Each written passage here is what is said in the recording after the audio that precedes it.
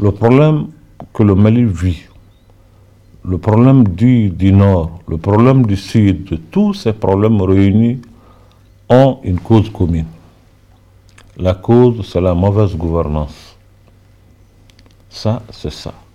Vous savez, le Mali, les gens sont venus pour demander aux gens de sortir dans la rue, de manifester, de refuser la dictature, d'aller vers une démocratie.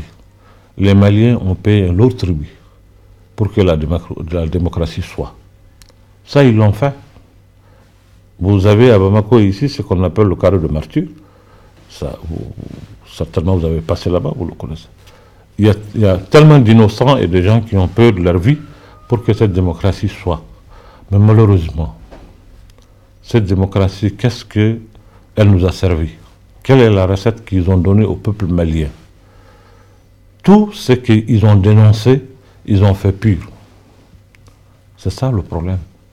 Il y a eu tellement de corruption, de gabegie, de népotisme, de n'importe quoi.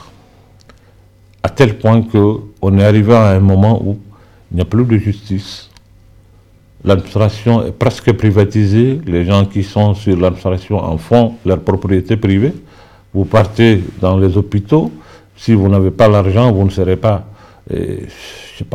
traité. Alors, ça donnait un dégoût pour le peuple malien. À partir du moment où il y a eu des cassures, une crise de confiance entre le peuple et son élite. Donc, tout ce qui se dit pour le peuple, il y a des gens qui disent ce qu'ils disent, mais le peuple est là, dans les marchés, dans les champs, dans le truc, en train de se débrouiller, chercher à manger, à vivre. Mais ils n'ont rien à voir avec l'élite encore. Alors, c'est cette façon de montrer ailleurs que le Mali est un pays exemplaire, le Mali a une démocratie, qui est à saluer, mais en réalité, le contenu de ce que c'est une démocratie n'existait pas du tout. Ces contradictions ont fini par faire en sorte que le Mali ne soit plus le Mali. Et le Mali est resté le Mali de nom, mais en contenu, il n'y avait plus rien. Quand l'État n'a plus le soutien de sa population, quand l'élite qui est là, qui est censée gérer l'État, n'a plus de contact, il n'y a plus de confiance entre cette élite-là et la base qui est l'État, mais c'est fini. Vous savez, le peuple et son élite, ses dirigeants, c'est comme la pirogue qui se trouve sur une mer ou un fleuve. Voilà. S'il n'y a pas de vagues, que c'est tranquille, ça va très bien. Mais dès que il y a vague, il y a rupture entre, la pirogue va se chavirer.